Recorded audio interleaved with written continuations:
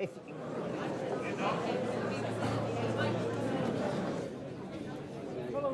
Hello again. Should be enough. I know. There we go.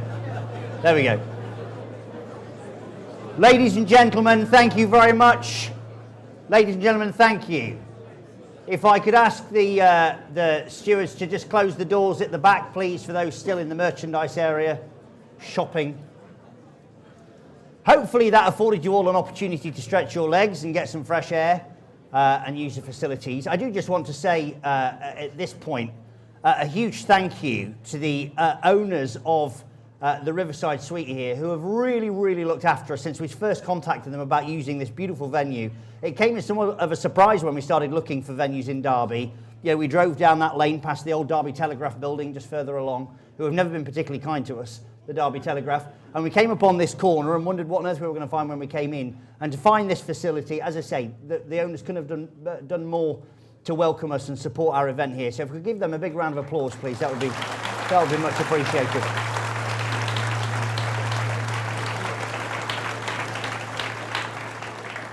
Now, we're going to have our next four speakers, beginning with a gentleman that it was an absolute pleasure for me to get to know in 2019, not somebody I'd had the fortune to come across before. You know, for me, the whole experience of the Brexit Party, one of the really beautiful things about it was that it brought to the political forth people of real substance and intelligence and passion and integrity, people that really knew their subject matter, not kind of conveyor belt politicians that the Tories channel out every day, but people of real worth and material. And you know, our next speaker really personifies that, somebody who has so much passion, you know, seldom is he able to talk about anything else.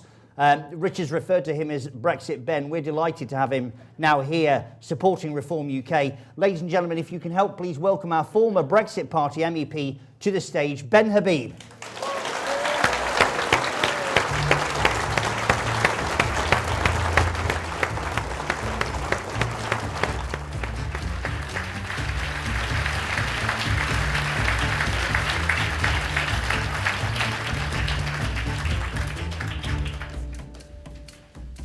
Well, what can I say?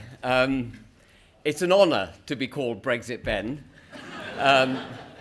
Brexit, for those of you who've forgotten what it was all about, was the taking back of control from the unelected bureaucrats in Brussels, investing it in Parliament, and then crossing our fingers and hoping they'd do what was right for the country. Sadly, we never got Brexit. And my pursuit of Brexit is not some kind of psychological obsession that I need to see a psychiatrist about. There is a really good reason why I'm obsessed with Brexit, and the reason I'm obsessed with it is because I hold democracy and the integrity of this country as sacrosanct from a political and constitutional perspective, and unless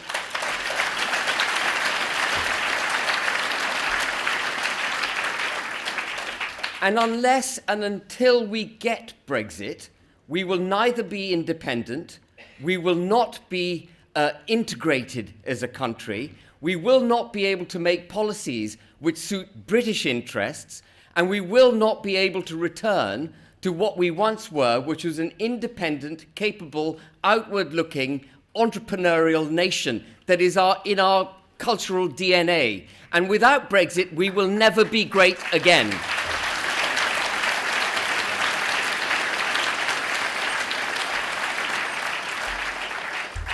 And it's that belief, the belief in the United Kingdom, the United Kingdom being, of course, Great Britain and Northern Ireland, it's that belief that has driven me on since the 31st of January 2020, when Boris Johnson claimed that we had left the EU. But we hadn't left. What we'd done was sign a new treaty with the European Union. We'd varied our relationship with them. We hadn't left them. And then he compounded the problems by signing another treaty at the end of 2020, which is now called the Trade and Cooperation Agreement, that foisted a whole load of other obligations from the EU onto the United Kingdom.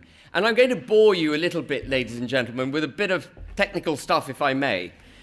You all, I think, I gather, pretty clearly from Richard's speech, want to ditch net zero. Is that right? Is that what you want to do?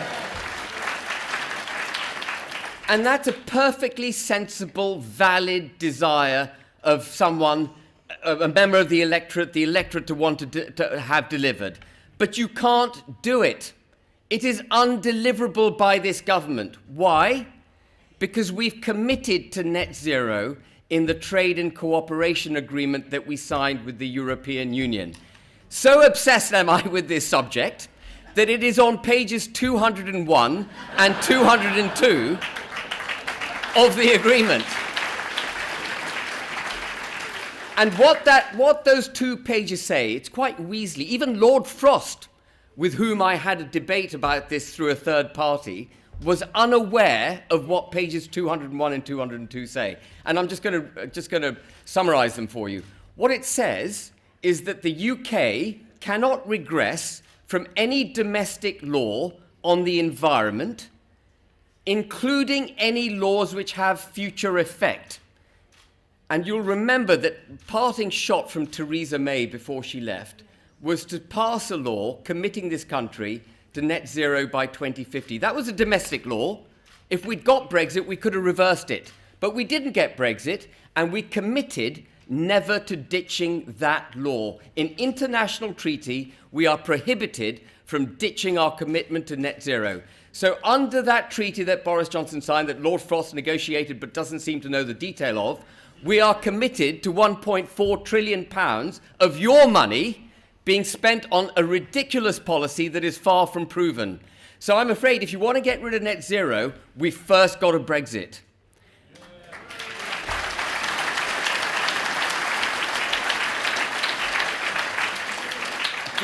The other issue, which rightly exercises everyone's mind, is wanting to get out of the European Court of Human Rights.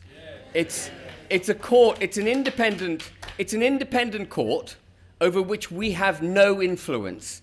It is the supreme judicial body in the United Kingdom on human rights issue, and we have no control through the electorate, through our parliament, and through our own judiciary over what it decides. And it's not a benign institution. It makes up the law as it goes along, and then it foists that law onto the UK, and we have no right of derogation, no right of appeal. But if we want to exit the European Court of Human Rights, guess what? Do you think we can under the Brexit deal? No. We can't. We have given a commitment that we will not leave the European Court of Human Rights. So when Suella Braverman, who, by the way, I have a lot of respect for, but when Suella Braverman says, we're going to derogate from the European Court of Human Rights, we're going to negate those aspects of the European Convention of Human Rights that we wish to negate in order to stop the boats, she's not telling you the whole truth. She can't do it. We are committed to the European Court of Human Rights. So we have to get Brexit if you want to get rid of the European Court of Human Rights.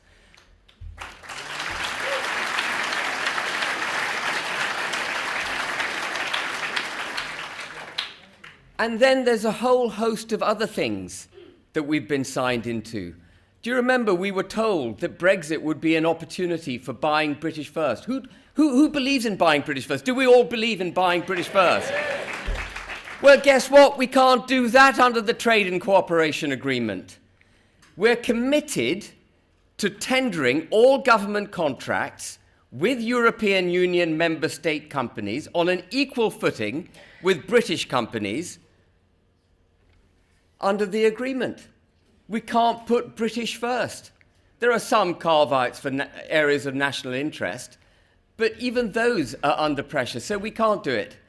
And state aid, you'd think that, we talk about levelling up. Do you think we could spend the money the way we wish to spend the money to level up the country the way it needs to be levelled up if we're committed to sticking with EU state aid laws? Of course we can't. They're going to interfere and nobble us. And we've committed under the Trade and Cooperation Agreement not to deviate from EU state aid laws. We can't buy British first, we can't ditch net zero, we can't get out of the European Court of Human Rights, we can't vary employment law, we can't vary competition law. That's all that Boris Johnson and Lord Frost negotiated in the Trade and Cooperation Agreement. It's an abomination of a treaty because it ties the United Kingdom at the hip to the EU. And there's another lie embedded in that agreement, and it's this. Boris Johnson, Michael Gove, and others who campaigned for Brexit in 2016 promised they would return fishing back to the UK. And even now they will tell you, they will face into the wind of truth, and they will tell you that they've taken back control of fishing. They have not taken back control of fishing. If you read the Trade and Cooperation Agreement carefully, it does give us some greater access to our own waters, whoopee, but actually that stops in 2026. Whatever the allowable catch is in 2026 is set in stone. And it will not be capable of being varied unless we get their agreement to vary it. What chance of that? Nil. Or if it threatens the socio-economic environment of the fisheries and the sea and so on. And of course, that won't happen either. So we haven't got back control of our fisheries. And the Remainers and the naysayers and those who would wish to do the United Kingdom down will tell you, well, fishing is only 0.7% of GDP. Well, what I say to them is it's the lifeblood of 186 constituencies in the United Kingdom and could easily be 3% of GDP if we'd got the right damn deal.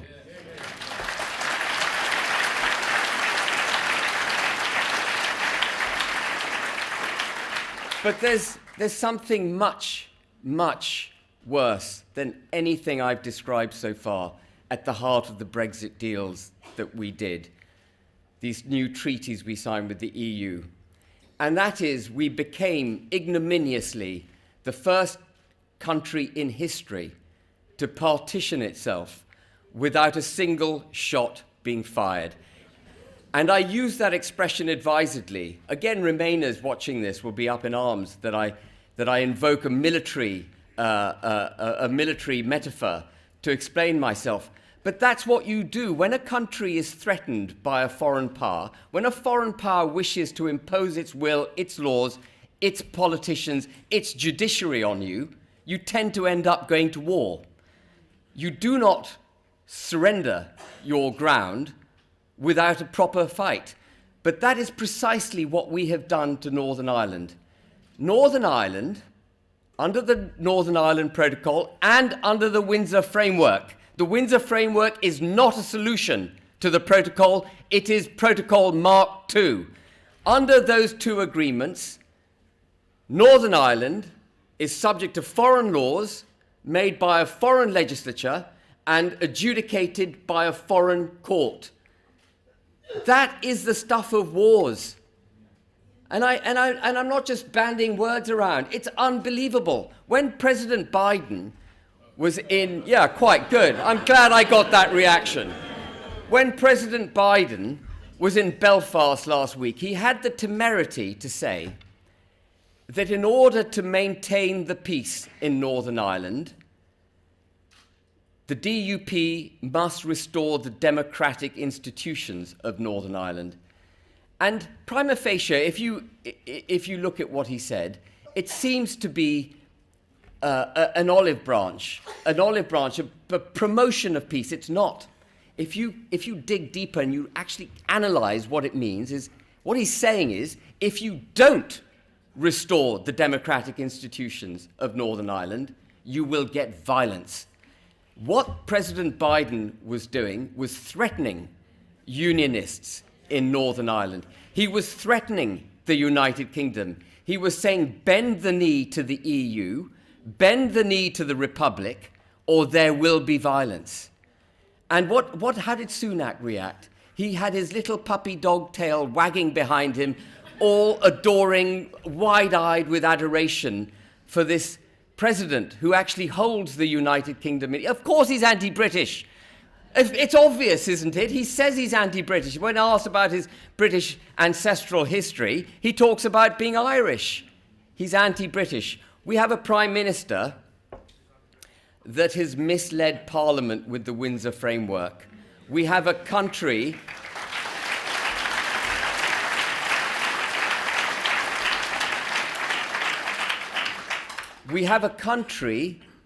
that is partitioned. Don't think that that Irish Sea border is just some kind of technical construct to deal with goods and British soil that, moves from one part of Great Britain to Northern Ireland.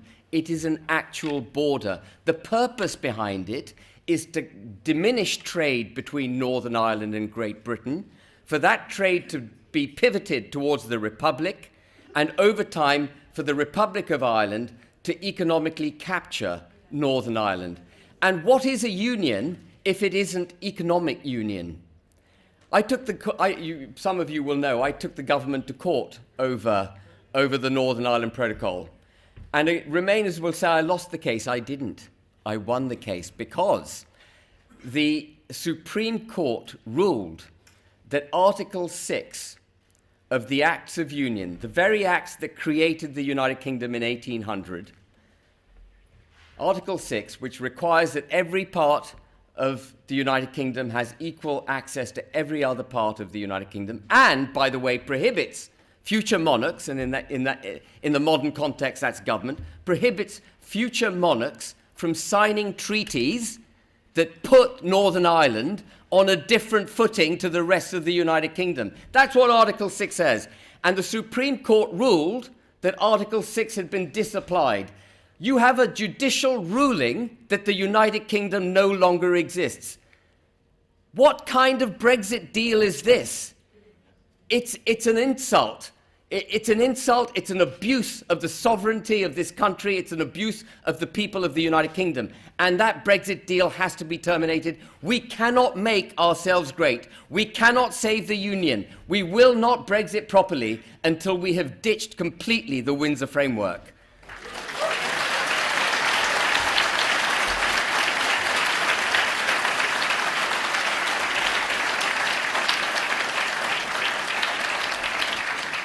There's one little rinky-dink or one little detail of the Acts of Union. I recommend, by the way, if people have got 10 minutes, read the Acts of Union 1800. It's only 8 articles. It's only 8 articles. They wrote it very clearly. It's plain English. You'll understand it, and it's fun to read. But Article 3 of the... It is, I promise you, you'll enjoy it. Article 3 of the Acts of Union, I'm just going to dwell on this for a second. Article 3 of the Acts of Union creates modern parliament. It creates the parliament that passed the law to get rid of Article 6. Now, if Parliament can pass a law to get rid of Article 6, it can conceivably pass a law to get rid of Article 3, in other words, to dissolve itself. It's an idiocy, isn't it? Yes. We've been hoodwinked, haven't we? Yes. Our Acts of Union are a constitutional document, isn't it? That's what forms the United Kingdom. And the Supreme Court, the government, backed up by the Supreme Court, have allowed the United Kingdom to be broken. There's something gone very, very wrong with our politics. And that's why, ultimately, even though I didn't want to, I'll be frank with you, I didn't want to join a political party. I wanted to fight this thing. I wanted to get the Supreme Court victory. I wanted to get rid of the protocol. And I wanted to retire back to my normal life as a businessman.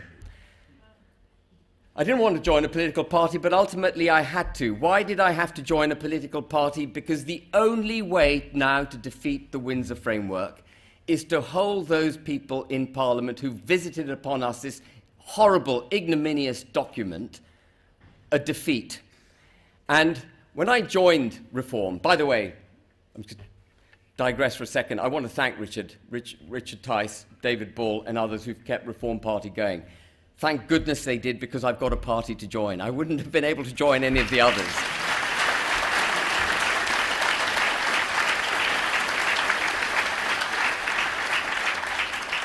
But I personally have one aim as a member of the Reform Party.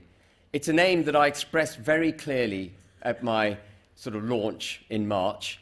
And Richard said to me, well, Ben, you want to steer slightly clear of that kind of language, because someone had admonished him over what I said, but I'm going to repeat it.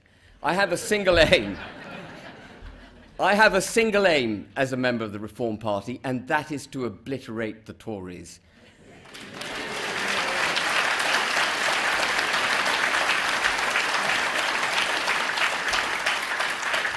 And why do I have that aim? Is it vindictive? It's not vindictive. It's not out of a desire to destroy the lives of 356 parliamentarians and the membership of the Tory party. No.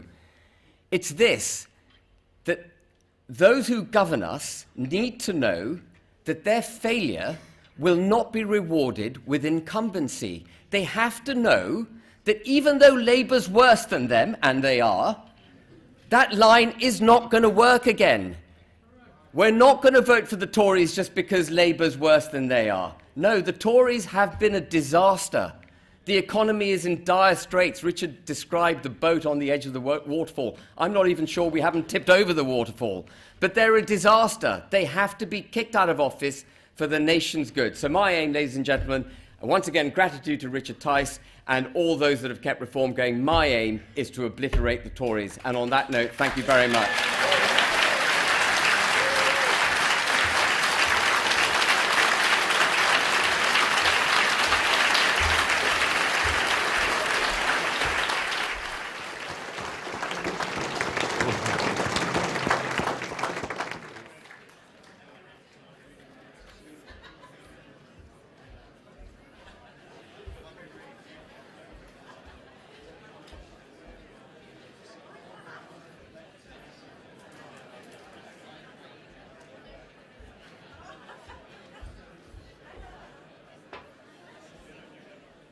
Ladies and gentlemen,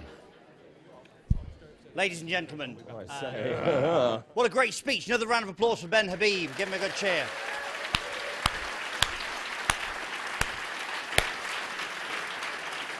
Magnificent to have Ben back. Also magnificent to be rejoined by, this phrase is used all the time, somebody who needs no introduction. Not only does she need no introduction, she also needs no podium.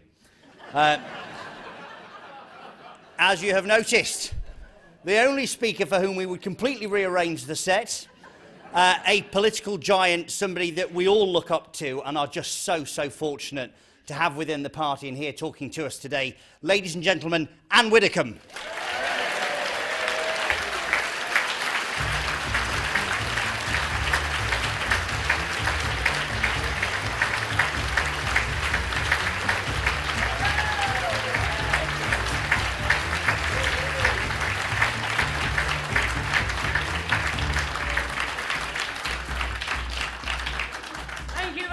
Ladies and gentlemen, now, when we got Brexit, in inverted commas, did we really believe that having Brexit involved, leaving a large chunk of the United Kingdom still under the control of the EU? No! And yet, that was what we got. This government has abandoned Northern Ireland. Successive prime ministers agreed treaties that entrenched that abandonment. It began with Theresa May. And then Boris came along and took the May deal and he tinkered with it.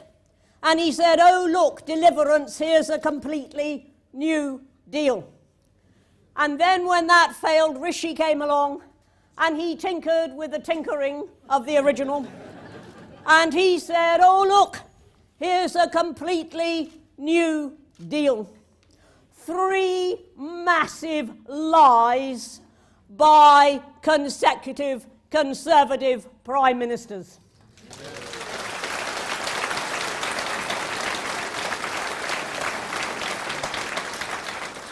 What we needed to do right at the start was to say, Brexit really means Brexit.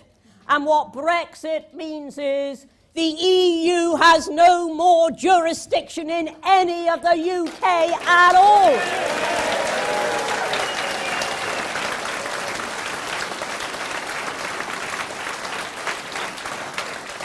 And that, I think, was what we thought Brexit meant.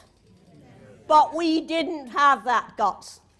Now let's actually dispense with one big lie, which says that if you're to have a trading arrangement with a big bloc, then it is necessary to have some overarching law that binds all parties. What overarching law is there in the deal we've just got in the Pacific with major economic powers who are not using a trading arrangement with us to interfere in our domestic affairs? It can be done.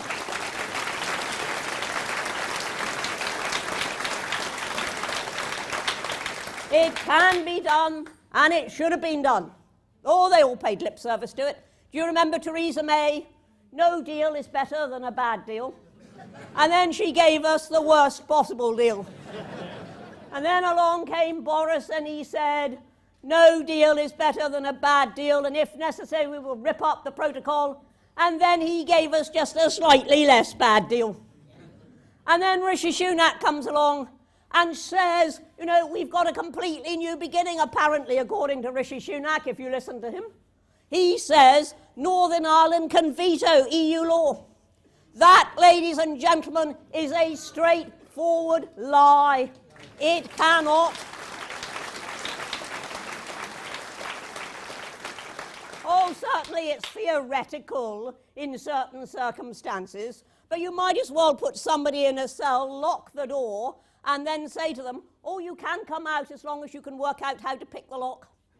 And that is effectively what they've done with Northern Ireland. They have so hedged about the Stormont break that it is no break at all. And that is what we need to understand. And we were lied to when Rishi came back from that yet another negotiation. You don't have to negotiate a departure. You just go.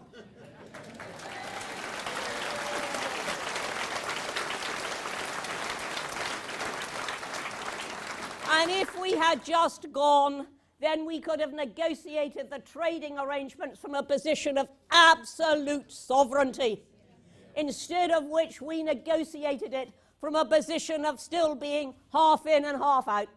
Now, during that referendum campaign, I heard strong arguments for staying in. I heard stronger arguments for coming out. But I never heard a single argument for coming out and then acting as if we were still in.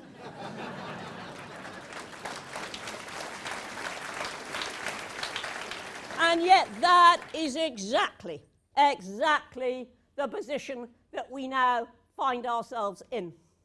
And the sole reason that I finally decided to join the Reform Party, after staying politically homeless once the Brexit Party morphed into it, the sole reason that I decided to join the Reform Party was because it is the only party that will save the Union.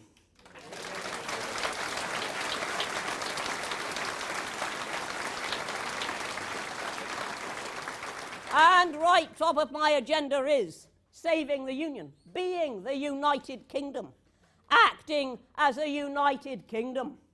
And that was what we were promised in Boris's manifesto. That's what we were promised, that the UK would leave the EU as one single United Kingdom. Major promise broken. So, reform will save the Union, but reform will also save our sanity.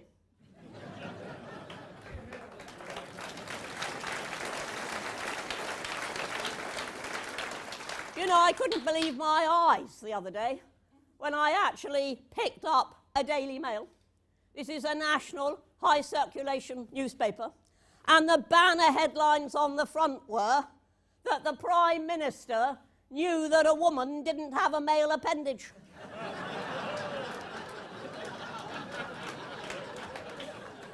I mean, is it for real?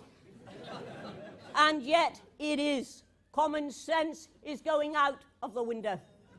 And the Reform Party will restore common sense, but it will also restore liberty of opinion, liberty of thought, liberty of speech, something we always took for granted in this country. And now we don't have. enslaved as we are to political correctness, enslaved as we're rapidly becoming to identity politics, we must reinstate a situation in which, as long as we don't actually stir up violence or stir up serious hatred, Britons are allowed to speak freely about what they believe.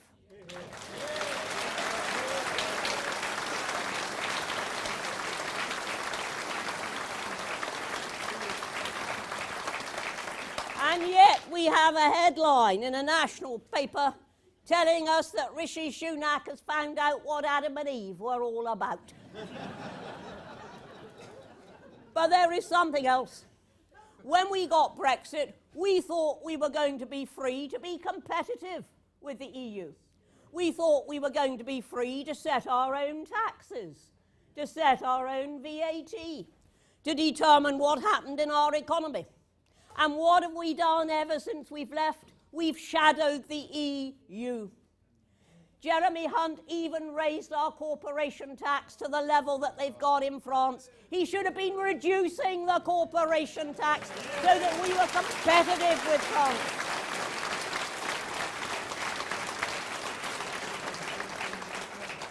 Recently, we have all been commemorating a Chancellor who actually understood that, Nigel Lawson. And Lawson said back then, if we reduce taxes, the Exchequer will take in more money. And people didn't believe him, but that is exactly what happened. Because if we're to be competitive, we need huge companies coming here, not AstraZeneca going off to the Irish Republic.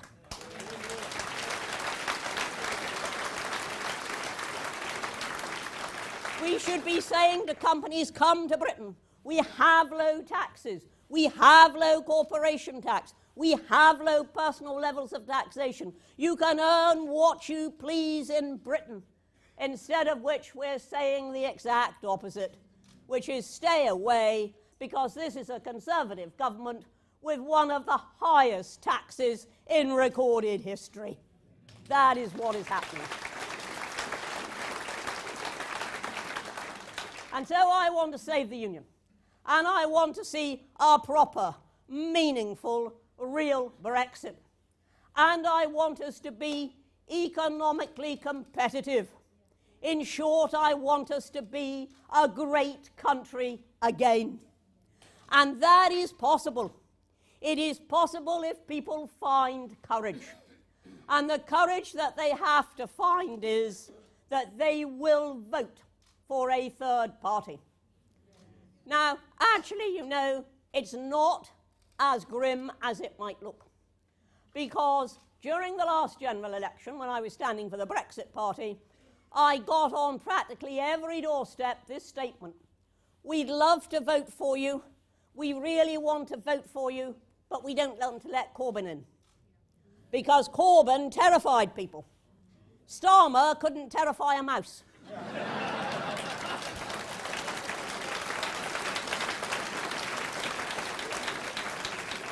And so people may actually be willing to vote for a third party because they are not terrified by the prospect of one of the other two. Actually, they should be terrified by the prospect of either, but they probably won't be. So there is a chance that we can attract those votes. And in order to do that, we have to speak as the British people are speaking, who do not want their children taught that there are 72 genders, who do not want to abandon Northern Ireland as if it was nothing to do with the rest of the UK, who do not want to look at their pay packets and just in disbelief at the sheer level of state confiscation, which is what taxes actually are, who want serious education. They send their children to school to learn the things they can't teach them at home. They don't send them to school to be indoctrinated.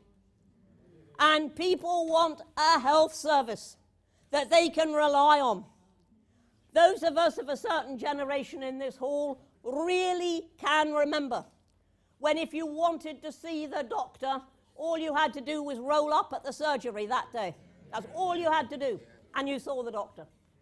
And if you wanted the doctor to see you, all you had to do was book an appointment and he would be there either that day or the next, depending on the urgency of the request. So that is possible. But it isn't possible so long as we've got a government which effectively believes that it is helpless. And it is because it is looking helpless that the unions are doing what they're doing at the moment, because they believe they've got the government on the run. And the government should be saying to the unions what they should have said to the EU, which is no, absolutely not. Yet they don't. And they negotiate, as they negotiated with the EU. And sometimes there is an effective outcome, but too many times there is not. And we need a government which recognises that it's there to do one thing, to govern. The Reform Party will govern. It won't govern what you think. It won't govern what you say. It won't govern your opinions. It won't attempt to indoctrinate your children. But what it will govern is making sure that Britain can compete with the most competitive economies in the globe. That is what we will do. That's one of the reasons why I've joined Reform. The big one, as I say, is Northern Ireland. There is no other party, which is even talking about saving the union, because they're pretending that the union isn't under threat, and the union is imperiled more than I have known it imperiled in my lifetime. So, folks, thank you for joining Reform. Now, go out and get somebody else to join Reform.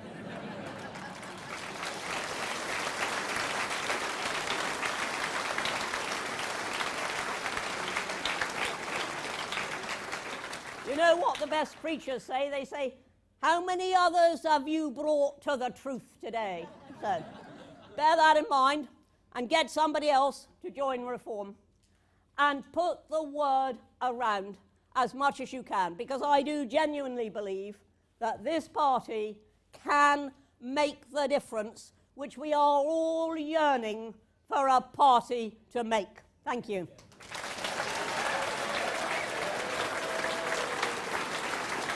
I'm down. Thank you. She's good, isn't she?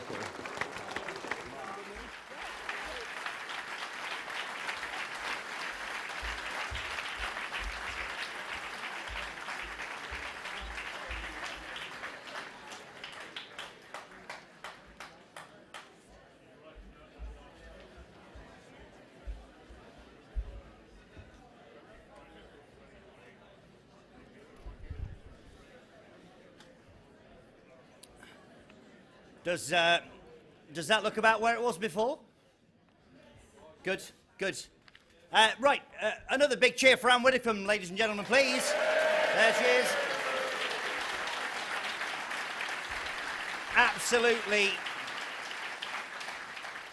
Absolutely magnificent. And as I said before, so lucky to have Ann here with us today, joining our fight. Our next speaker is somebody who I really have just thoroughly loved getting to know over the last 2 years. So much energy, so much positivity, so much life.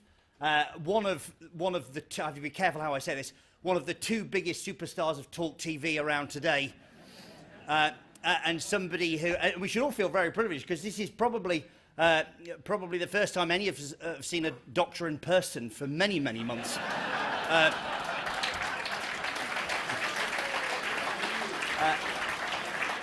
Here he is, proof that they do still exist. Ladies and gentlemen, Dr. David Bull.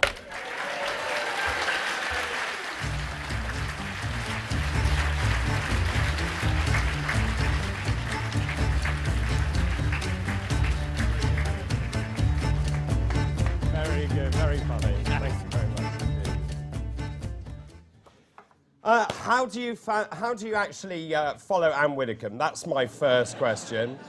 Ladies and gentlemen, a very good afternoon to you. It really is such a great pleasure to be here in my role as Deputy Leader of what is really a great party. And let me tell you, I am absolutely delighted that you are all here. And let me tell you also The sheer numbers in this room demonstrate to me the strength of feeling around the country about the woeful state of British politics and how the governing classes have allowed this once great country to slip into decline. This is managed decline, it's not good enough, and it stops now.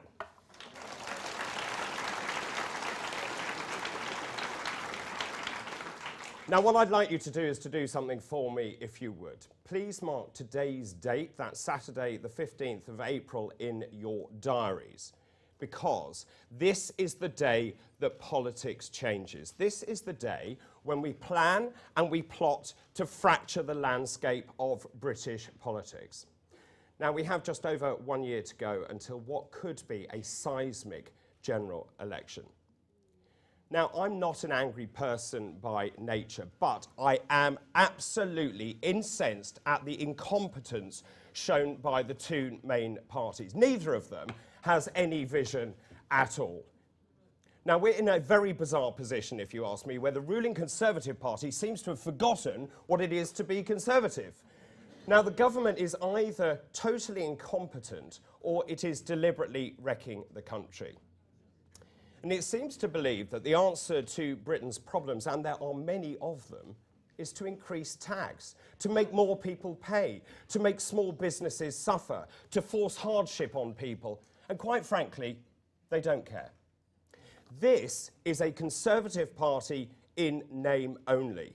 It is actually not a Conservative Party at all. It is a socialist party, or as Richard calls them, and rightly so, I think, a con-socialist party. This is a party of high tax, high regulation, low growth and strangulation.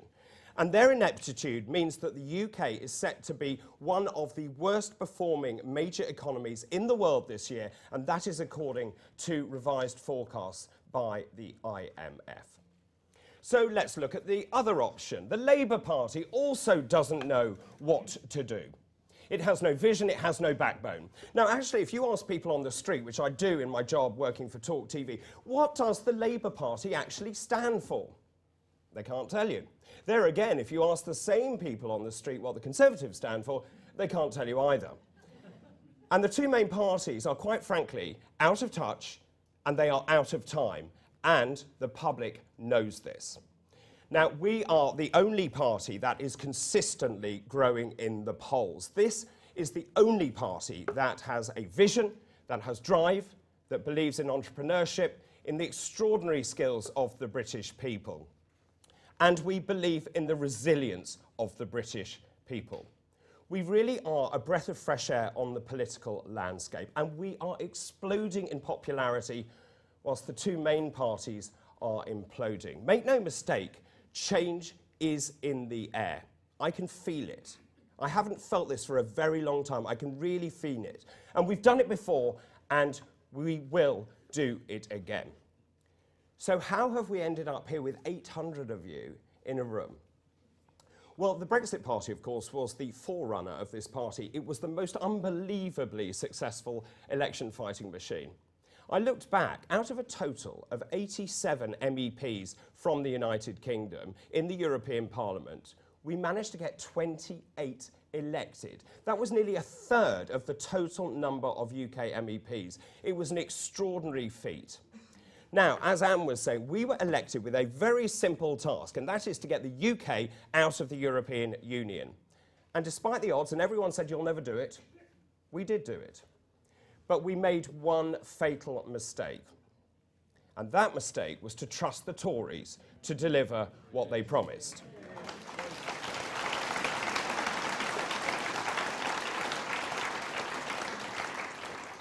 Now, despite the continual reassurances, the Conservative Party has ripped this country apart, putting party before country. They have annexed Northern Ireland. They've put a border in the Irish Sea. They've left Northern Ireland's 2 million citizens at the mercy of the European Union, and that is simply not acceptable.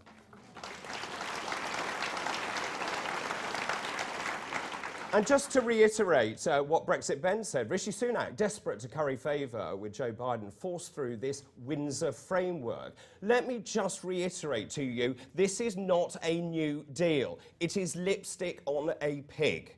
It leaves Northern Ireland at the whim of the EU and, as Ben rightly said, fractures the 1800 Act of Union. And quite frankly, what this does, the Windsor Framework, is it rips the UK apart at its seams.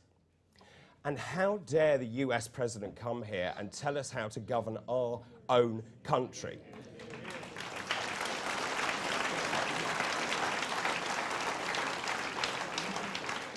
It goes without saying, Joe Biden can't even ride a bike without falling off. So what he knows about running Britain isn't worth knowing. Now, let me be clear as well, and to reiterate some of the other points. Biden is not remotely interested in the UK. He spent, if you just look at the last trip, he spent 12 hours in Northern Ireland, and he will spend 4 days in the Republic. That is hardly unbiased. He is not a friend of the United Kingdom.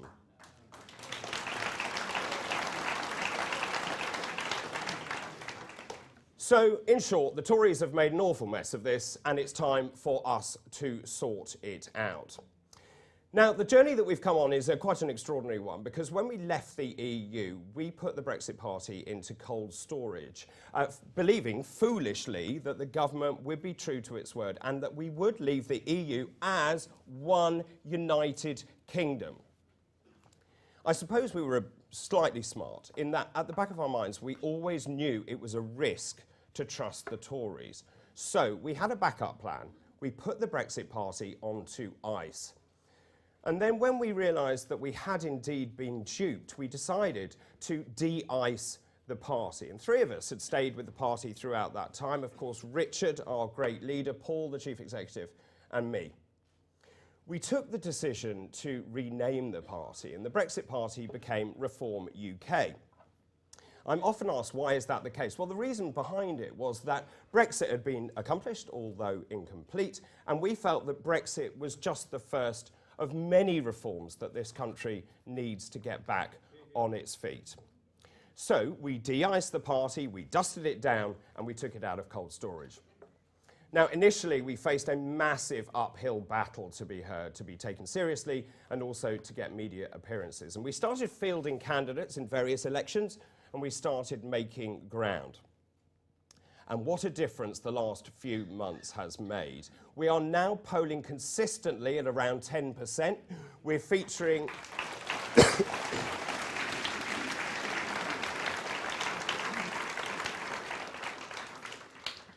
We are also featuring on various media outlets. Richard and I both have our own shows on Talk TV, even though mine's much better.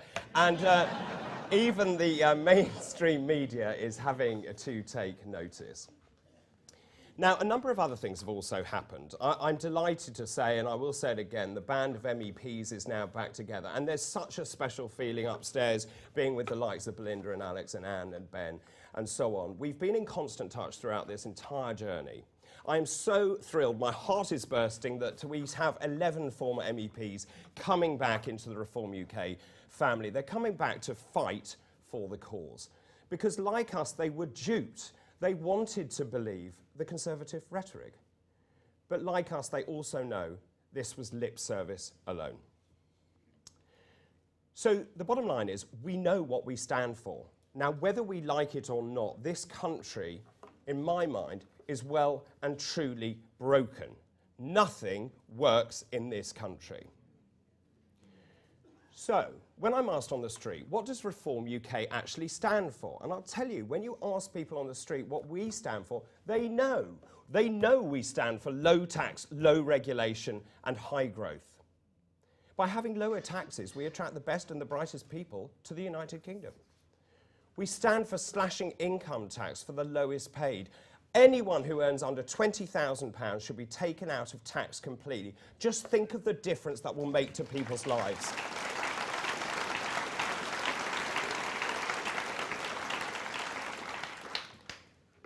What about waiting lists in hospitals? Richard touched on this earlier. We believe in zero waiting lists. It is simply not acceptable to let elderly people live in pain for 2 years before they can have a hip replacement. We believe in stopping the boats, and we are spending around £7 million every single day housing illegal migrants, whilst we allow our own people to suffer from the cost of living crisis. That is unacceptable and it needs to stop now.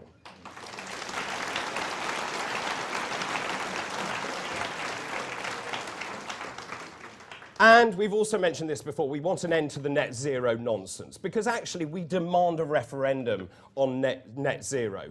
Is this really what people wanted?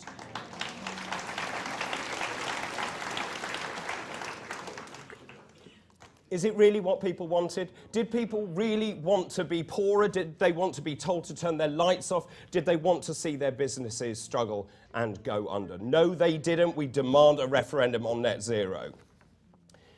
And we need to have cheap energy. Richard talks about the treasure under our feet, and that's a really good analogy. If you have cheap energy, people and businesses thrive and prosper. What sort of country are we living in when we're being told by the authorities to turn off our lights? It is unacceptable. Again, provide cheap British energy and allow people to live comfortable lives.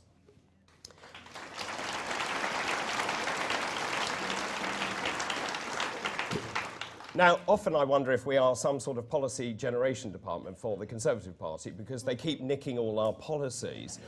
But as they say, imitation is the greatest form of flattery. But I do want to talk about health. It is something of a specialist subject for me. I trained a long time ago, worked in the NHS, worked in A&E, worked as a house officer and then a senior house officer and worked in A&E. And I want to give you some facts and figures on health, just to put the record straight, okay? Contrary to what you are repeatedly being told by vested interests, the NHS is not starved of cash. It has never had so much money poured into it. We are the third highest spending nation, and we spend over 10% of our GDP on health. And here's another lie. We keep being told also, the NHS, it's the envy of the world. It is not the envy of the world. It is a downright lie. And despite the record levels of funding, let me tell you, clinical outcomes in this country are worse than major competitive countries. We're not in the top 10. We have fewer MRI scanners than Estonia and Slovakia. Let's look at cancer. It affects 1 in 3 of us. We know people with cancer, our friends, our families with cancer. Let's look at our cancer rates. We would hope that actually our cancer survival rates in this country are really good. They're terrible. They're appalling, actually. We are second from bottom in the league tables. When we look at survival rates, and I was talking to Professor Carol Sikora about this, and we were hand-wringing, when you look at survival rates for cancer in Britain, for 9 out of 10 cancers, they're lower than anywhere else in Europe. And then let's look at the waiting lists. The waiting lists are insane. There are over 8 million people waiting for elective procedures. More than 300,000, that's 1/3 of 1 million people, have been waiting more than a year for their procedure. More than 23,000 have been waiting for 2 years, and some have been waiting even longer. Part of that problem, of course, is the pointless bureaucracy, which is grinding hospitals to a halt. Also, the nonsense about lockdowns, where there was no scientific evidence behind lockdowns at all, and it made the system even more fractured.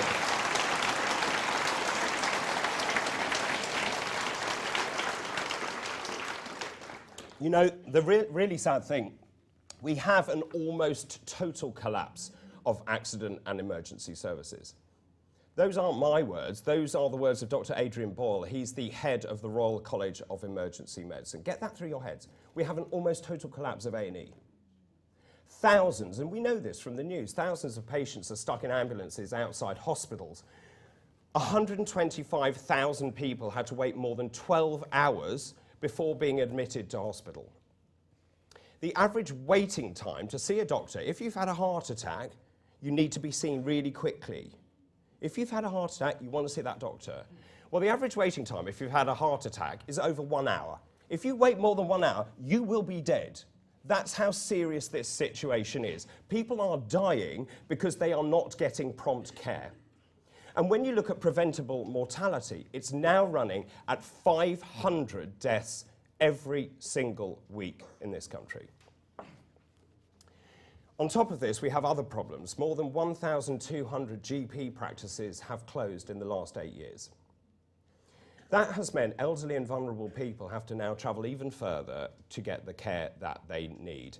And more worryingly, the number of practices, GP practices, is now the lowest on record. But, and I do think there is a big but here, I think the public has finally wised up. They know the NHS is not the envy of the world. And in fact, when you look at the surveys, public satisfaction with the NHS is now at an all-time low.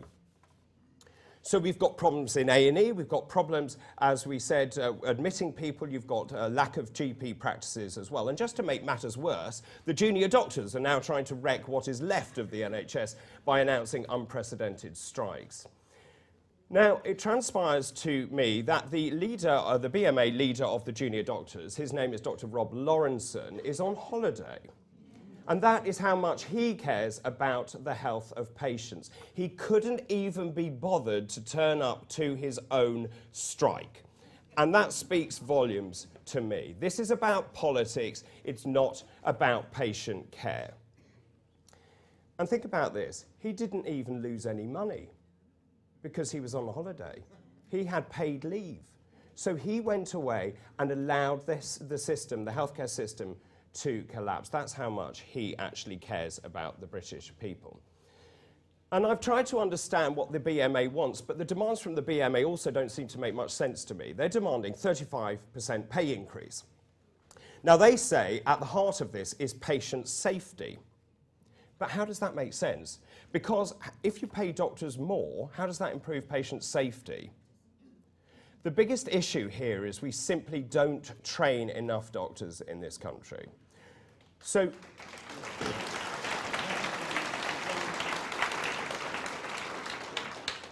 I don't know if you're aware of this, but we used to cap the number at 7,500 that we could train every single year.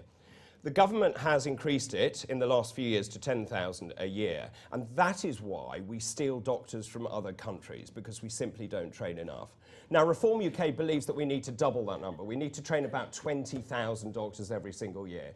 But we also need to change the admission process, because some of those accepted to medical school are often trying to become doctors just to have the title. The whole system actually needs to be ripped up, and it needs to be started again. And who suffers at the end of this? It's the patients. And here's the irony. Guess what? Patients pay for this terrible service. And the strike this week has been absolutely devastating. 350,000 appointments and operations have to be rescheduled as a result of the strikes. And patients were not safe in hospitals because there was not enough night cover. Hospitals were actually desperately reaching out to the BMA and saying, please, can we have doctors back into A&E because there's no emergency cover at all, and emergency cover was completely compromised as a result. No services at all were exempt from that action. It's dangerous, it's downright despicable, and as a medic, I just wonder, whatever happened to the Hippocratic Oath? First, do no harm.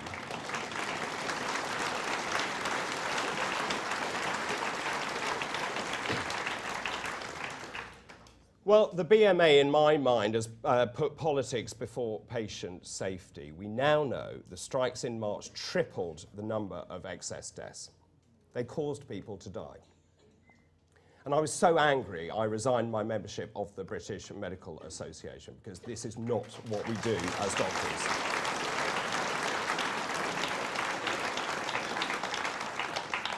But the truth of this is, for me, it's not really about money. The fact is we're desperately short of staff. As I said, we're short of 12,000 doctors. 12,000. We're short of 50,000 nurses. We're recruiting the wrong people into medicine. And when you look at the numbers, 1/3 of newly qualified doctors leave the service within 5 years of qualifying.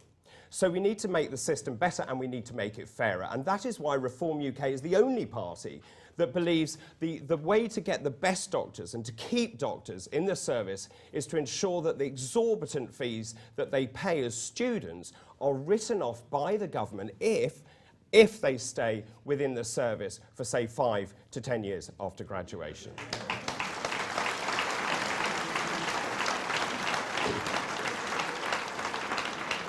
What this would do, it would immediately make a really big difference to recruitment and retention. It wouldn't bankrupt the country. And more importantly, actually, it would make a massive difference to the doctors themselves. They would feel happier, they would feel appreciated, and they would feel cared for. It's a really simple mantra. Train and retain.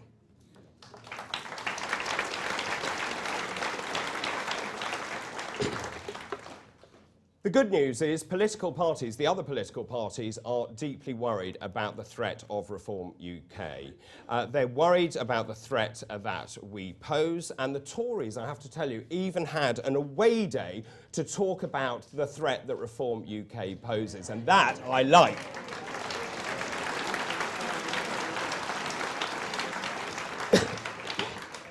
Now, we also know that other vested interests are also rattled, and I can tell you the bile and the vitriol that Richard and I get on social media is really off the scale now. It's really ramped up dramatically over the last few months. And what that means to me is it means we're cutting through. That means we are a threat. And when I looked up the definition of a threat, it's something likely to cause damage or danger. I rather like that, and they better believe it. So let me just tell you what we did. Last month, we posted 13 videos, okay? You've seen us filming today. We posted 13 videos. 1.2 million people viewed those videos. We appeared on 2.1 million Twitter feeds. We got another 10,000 new followers across all platforms. And the press conference, where we announced all the MEPs had come back together, that the band had reformed, was watched by 100,000 people. And the press coverage alone from that press conference generated 1 million appearances on Twitter feeds. Nigel's video was watched nearly 200,000 times, as was Richard's and Ann's. So social media, we are really making waves. People know who Reform UK are.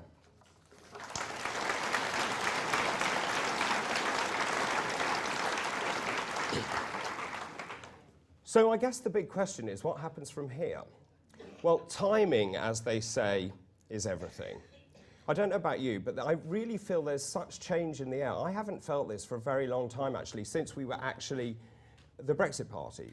I feel the same thing, the numbers in this room. Things are definitely changing. People are coming towards the party. And more importantly, people are, for the first time, considering changing their voting habits of a lifetime. And doing that, actually, is not easy. It requires a lot of confidence. But I think you can see Reform UK is actually offering a real alternative. And I think people at home can now see that. They can see that we're honest, we're straight talking. They can also see we're ready for the fight. I think there's one other crucial difference with us. They can see that we're different from the other main parties because for one main reason, and Ben, I think, exemplifies this, we put country before party. This...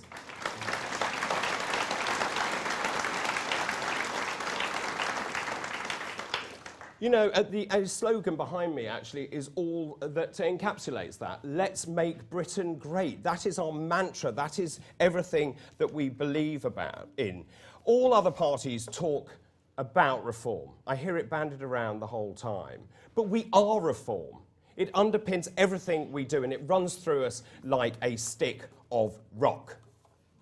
Let me tell you, we have the policies, we have the people, and we have the vision. We know that the country desperately needs reform. And I'll tell you what, reform is ready. Thank you.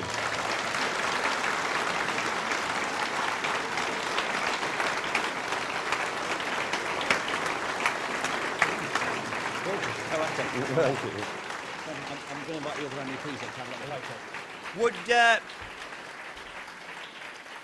Would it be possible for the other speakers from today's event to come up to the front? We'd just like to have a nice photo of you all on the stage, if we can, and show your appreciation, please, for Ann Widdecombe, Alex Phillips, Belinda de Lucy, Ben Habib, and party leader Richard Tice.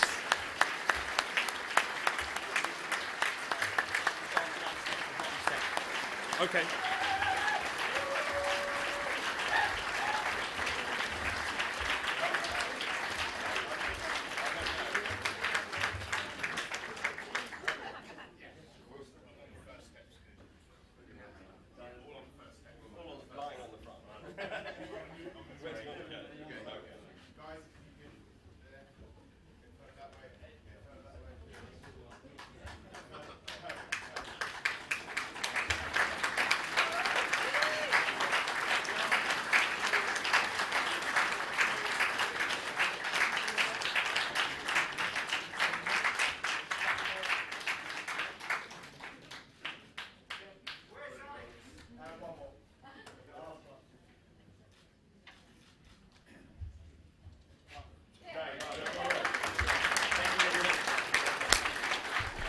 Right, ladies and gentlemen, we have one last. It only take 5 minutes, but if you can spare us that 5 minutes, I'd be very, very grateful. It's really well worth you seeing. Speeches like you've heard today, events like today's are hugely important. They make us feel good. They generate positivity and enthusiasm. By the way, we've had somebody just walk up to my colleagues at the back of the room and donate £500 about half an hour ago, which is amazing. Absolutely amazing. But before you leave, I think it's very important that you hear from somebody who is integral to running the party here in Derby, and just to have a couple of minutes just seeing what the real effect of Reform UK is on the ground. If you could show your appreciation, please, for our National Nominating Officer and National Campaign Manager, and also the person responsible for bringing Reform UK to the people of Derby and Derbyshire, Alan Graves.